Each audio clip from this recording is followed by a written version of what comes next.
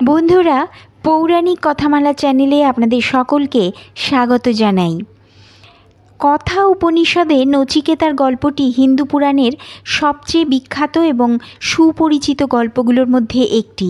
গল্পটি একজন উজ্জ্বল, কৌতূহলী এবং বুদ্ধিদীপ্ত বালক নচিকেতাকে কেন্দ্র করে, যে তার পিতার কাছ থেকে সবসময় অনেক কিছু জানতে চায়।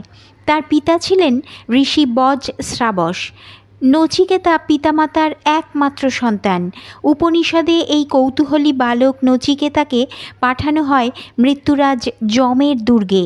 মৃত্যু রহস্য, পরকাল, আত্মা এবং দুঃখ পরিত্রাণের বিষয়ে তার জিজ্ঞাসার উত্তর খোঁজার জন্য। মৃত্যুরাজ যম প্রথমে নচিকেতার প্রশ্নের উত্তর দিতে দ্বিধাগ্রস্ত ছিলেন।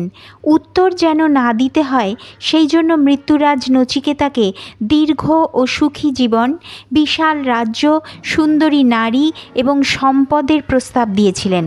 কিন্তু জিজ্ঞাসু এবং কৌতূহলী দৃঢ়চেতা নচিকেতা সব লোভনীয় ঐশ্বর্যকে শ্রদ্ধার সাথে প্রত্যাখ্যান করেছিল এবং যম শেষ পর্যন্ত তার ক্রমাগত জিজ্ঞাসাবাদের কাছে নতি স্বীকার করলেন। কথা উপনিষদের মূল কেন্দ্রবিন্দু হল যমরাজ এবং নচিকেতার মধ্যে কথোপকথন।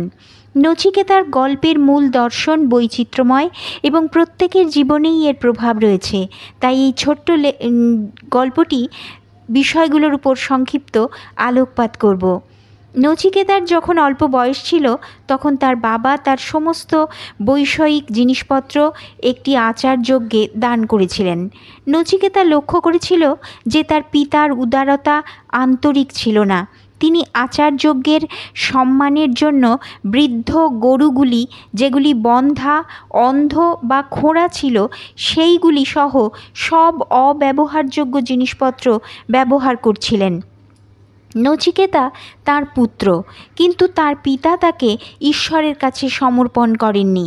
ভারতের শিশুরা তাদের পিতামাতাকে দেবতা হিসেবে পূজা করে, তাই যথোপযুক্ত সম্মানের সাথে ছোট ছেলেটি তার বাবার কাছে এসে জিজ্ঞাসা করল, বাবা, আপনি আমাকে কাকে দান করবেন?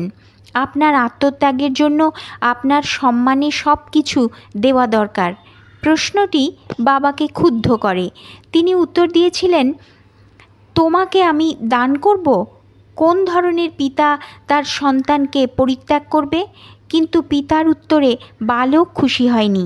ছেলেটি আরও দুবার জিজ্ঞাসা করার পরে তার রাগান্বিত পিতা উত্তর দিলেন, তোমাকে মৃত্যুরাজ যমের কাছে দেওয়া হয়েছে। যেই কথা সেই কাজ। বালক যমের বাড়িতে গিয়ে উপস্থিত হলো, কিন্তু মৃত্যুরাজ যম বাড়িতে ছিলেন না। তাই যুবকটিকে 3 দিন অপেক্ষা করতে হয়েছিল। 3 দিন অতিবাহিত হওয়ার পর যম ফিরে আসেন। যুবক এই ঋষিকে অভিবাদন জানিয়ে বললেন, হে জ্ঞানী, আপনি এখানে 3 দিন ধরে বিনা খাবারে অবস্থান করছেন এবং আপনি একজন অতিথি যিনি সম্মানের যোগ্য। আমি আপনাকে অভিবাদন জানাই, ব্রাহ্মণ যুবক। আমি আমার অনুপস্থিতির জন্য আন্তরিকভাবে ক্ষমা প্রার্থী। ফলে তিনি নচিকেতাকে 3টি বর দেন, প্রতিটি দিনের জন্য একটি করে। নচিকেতা সাদরে সেই 3টি বর গ্রহণ করেন এবং একের পর এক যমরাজের কাছে নিবেদন করেন। প্রথম বর। যুবকটি অনুনয় করে মৃত্যুরাজ যমকে বললেন, দয়া করে আমার প্রথম ইচ্ছাটি পূর্ণ করুন। আমার বাবা যেন আমাকে নিয়ে তার উদ্বেগ থেকে মুক্তি পান। এখান থেকে ফিরে যাবার পর আমাকে যেন তিনি আবারও চিনতে পারেন এবং আমার সাথে কথা বলেন। তিনি যেন আর কখনো উদ্বিগ্ন কিংবা রাগান্বিত না হন। যমরাজ বালক নচিকেতার প্রথম অনুরোধটি মঞ্জুর করেন। দ্বিতীয় বর। নচিকেতার দ্বিতীয় ইচ্ছা ছিল স্বর্গে জীবন এবং অমরত্ব অর্জনের পদ্ধতি সম্পর্কে জ্ঞান দেওয়া। যম এবং নচিকেতা ঐশ্বরিক জীবন অর্জনের জন্য প্রয়োজনীয় বলিদান এবং প্রাথমিক যজ্ঞগুলো ব্যবহার করার পদ্ধতিগুলো নিয়ে আলোচনা করেন। যম তাকে ব্যাখ্যা করেন যে একজন আলোকিত ব্যক্তির ধীর প্রাজ্ঞতা এবং দীপ্ত বুদ্ধি স্বর্গে প্রবেশের যোগ্যতা দেয় এবং এটি স্বর্গে প্রবেশের পূর্ব শর্ত। ক্ষুধা, তৃষ্ণা এবং দুঃখ কাটিয়ে ওঠার পরেই কেউ স্বর্গীয় অবস্থার অনুভব উপলব্ধি করতে পারে। স্বর্গে ভয় যেমন বার্ধক্য বা মৃত্যুর ভয় বিদ্যমান নেই। তৃতীয় বর। আমরা অবশেষে উপনিষদের সবচেয়ে গুরুত্বপূর্ণ বিতর্কের বিষয়ে পৌঁছেছি। নচিকেতা তার তৃতীয় ইচ্ছা নিয়ে কী বলবেন তা নিয়ে নিশ্চয়ই কৌতূহল জাগে। নচিকেতা যমরাজকে জিজ্ঞাসু সুরে বললেন, কোনো কোনো লোক দাবি করেন যে একজন মানুষের মৃত্যুর পরে আত্মা বিদ্যমান, আবার অনেকেই মনে করেন আত্মার কোনো অস্তিত্ব নেই। আমি সত্যটাকে জানার জন্য আপনার দিক নির্দেশনা চাই, হে মৃত্যুরাজ যম। তৃতীয় প্রশ্নটির মাধ্যমে নচিকেতা জীবনের সবচেয়ে অজানা বিষয় মৃত্যু সম্পর্কে জানতে চেয়েছিলেন। মৃত্যু আসলে কী এবং আমরা যখন মারা যাই তখন কী ঘটে, সত্য কী এবং কী বাস্তবতা তৈরি করে। যম বালকটিকে এই ধরনের গভীর দার্শনিক বিষয়গুলি বিবেচনা করার বিরুদ্ধে সতর্ক করে দেন, কারণ সে তাদের জটিলতাগুলি বোঝার জন্য এখনও বালক। এমনকি যমরাজও অনিশ্চিত ছিল যে নচিকেতাই বিরল এবং মূল্যবান অন্তর্দৃষ্টি পাওয়ার যোগ্য কিনা। যমরাজ বালকটির সাথে কথা বলেন এবং প্রস্তাব দেন, হে নচিকেতা, তুমি তোমার স্বাস্থ্য, জীবন, সম্পদ এবং সুখ সম্পর্কে জিজ্ঞাসা করো। তোমার তৃতীয় বর হিসাবে আমি তোমাকে একটি চিরস্থায়ী রাজ্য এবং সেনাবাহিনী বা পৃথিবীতে বা স্বর্গে তোমার ইচ্ছামতো অন্য কিছু দেব, যতক্ষণ না তুমি আমাকে জীবন ও মৃত্যুর রহস্য উদ্ঘাটন করতে বাধ্য না করো। মৃত্যু সম্পর্কে চূড়ান্ত বোঝার চেষ্টা করো না। কিন্তু জ্ঞানপিপাসু নচিকেতা যুক্তি দেন যে সমস্ত স্বর্গীয় এবং পার্থিব আনন্দ সর্বদা শেষ হয়ে যায়, এগুলো উপভোগের দীর্ঘস্থায়ী উৎস নয়। নচিকেতা অনুনয়ের সাথে বলেন, হে মৃত্যুরাজ, তুমি আমাকে তৃতীয় বর দেওয়ার প্রতিশ্রুতি দিয়েছ। তুমি মৃত্যু রহস্য সম্পর্কে জ্ঞান দিয়ে আমাকে ধন্য করো। ঈশ্বর নচিকেতাকে তার দৃঢ় সংকল্প, বিশ্বাস, সততা এবং অধ্যাবসায়ের জন্য আদর্শ শিষ্য হিসাবে দেখতে পেয়ে খুব খুশি হন। তিনি উত্তর দিতে রাজি হলেন, কিন্তু প্রথমে নচিকেতাকে যজ্ঞ করতে অনুরোধ করলেন। নচিকেতা তা সাদরে গ্রহণ করলেন। প্রথমে ভগবান তাকে তার নিজের শরীর উৎসর্গ করার নির্দেশ দেন। নচিকেতা নিজের শরীর নিবেদনের ভাবনায় উদ্বিগ্ন এবং বিচলিত হয়ে পড়েন, সুতরাং তিনি এটি করতে অস্বীকার করেন। ভগবান তখন নচিকেতাকে একটি দ্বিতীয় বিকল্পের প্রস্তাব করেন। এবার নচিকেতাকে অন্য ব্যক্তির দেহ উৎসর্গ করার আদেশ দেন। নচিকেতা আবার প্রত্যাখ্যান করলেন, কারণ অন্য ব্যক্তির দেহ নিবেদন করা অনৈতিক হবে। ভগবান নচিকেতার অন্তর্দৃষ্টিতে খুবই সন্তুষ্ট হন এবং তাকে একটি তৃতীয় বিকল্প দিয়েছিলেন। বালক নচিকেতা যে কোনো বস্তুগত সম্পদ পছন্দ করতে পারেন, কিন্তু নচিকেতা সব কিছুকে প্রত্যাখ্যান করে মৃত্যুর সত্য বোঝার ক্ষমতার অনুরোধ করলেন। ঈশ্বর তার অনুরোধ মঞ্জুর করলেন। নচিকেতা সরাসরি ঈশ্বরের কাছ থেকে মৃত্যুর সত্য আবিষ্কার করেছিলেন। নচিকেতা যমকে জিজ্ঞাসা করলেন, মানুষের সবচেয়ে বড় উপহার কী? যম উত্তর দিলেন, মানুষের সবচেয়ে বড় উপহার নিজেকে উৎসর্গ করা। নচিকেতা বুঝতে পেরেছিলেন যে সর্বশ্রেষ্ঠ উপহার বস্তুগত নয়, বরং আত্মত্যাগ। নচিকেতা যমকে জিজ্ঞাসা করলেন, কী সম্পর্কে জানা সবচেয়ে গুরুত্বপূর্ণ? যম উত্তর দিলেন, সবচেয়ে গুরুত্বপূর্ণ বিষয় হল আত্মপ্রকৃতি। নচিকেতা জিজ্ঞাসা করলেন, স্বয়ং কী? যম বললেন, স্বয়ং জ্ঞানী, অর্থাৎ যিনি জানতে চান। নচিকেতা বললেন, মানুষের কষ্টের চূড়ান্ত কারণ কী? যমরাজ উত্তর দেন যে দুঃখের মূল কারণ হচ্ছে আসক্তি। নচিকেতা তখন প্রশ্ন করেন, সুখের চূড়ান্ত কারণ কী? যমরাজ উত্তর দেন যে সুখের চূড়ান্ত কারণ বিচ্ছিন্নতা। নচিকেতা অনুরোধ করলেন যম যেন তাকে নরক সম্পর্কে জ্ঞান দান করেন, এবং যম বাধ্য হন। নচিকেতা দেখলেন পরলোকের নরক এক নিঃসঙ্গ ও অন্ধকারময় জায়গা। অনেকগুলো খড়ের গাঁটের মতো লাশগুলো স্তূপ হয়ে আছে। যম নচিকেতাকে জানালেন যে এরা পাপী ব্যক্তি, তারা বর্তমানে তাদের অতীতের সীমা লঙ্ঘনের খেসারত দিচ্ছে।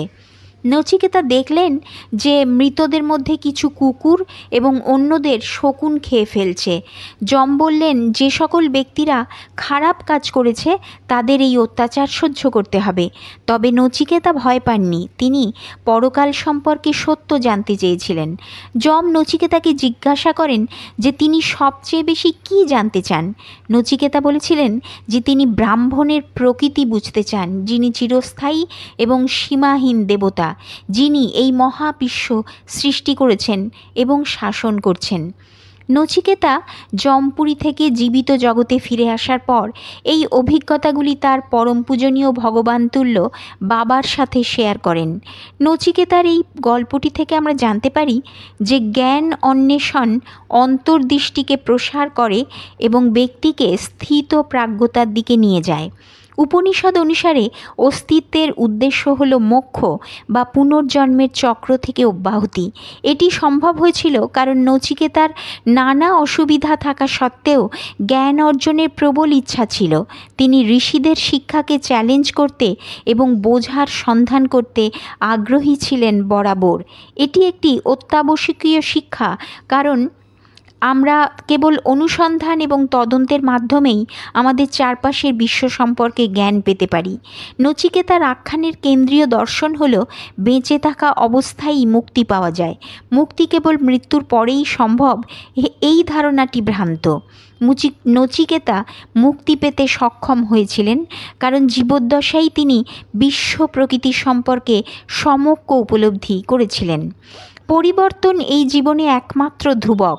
যম নচিকেতাকে তার সবচেয়ে গুরুত্বপূর্ণ পাঠের মাধ্যমে এই সত্যকেই উপলব্ধি করতে শিখিয়েছিলেন। মানুষ, সম্পর্ক, বস্তুগত জিনিসপত্র এবং এমনকি আমাদের দেহ সহ অন্য সব কিছুই ক্ষণস্থায়ী। এই ধারণাটিকে নচিকেতাকে প্রভাবিত করেছিল যে এই জগৎ সংসারে কোনো কিছুই চিরস্থায়ী নয়, সবই ক্ষণস্থায়ী। এই নীতির উপর ভিত্তি করেই নচিকেতা তার জীবন কাটানোর সংকল্প করেছিলেন। যম তাকে উপদেশ দিয়েছিলেন যে অনন্ত জীবনের রহস্য হল পৃথিবী এবং এর সমস্ত বৈষয়িক চাওয়া পাওয়া ত্যাগ করা। মৃত্যুরাজ যম নচিকেতাকে অনন্ত জীবনের রহস্য শিখিয়েছিলেন। ঋষি বলেছিলেন যে শাশ্বত জীবনের রহস্য হল জগৎ এবং এর সমস্ত সংযুক্তি ত্যাগ করা।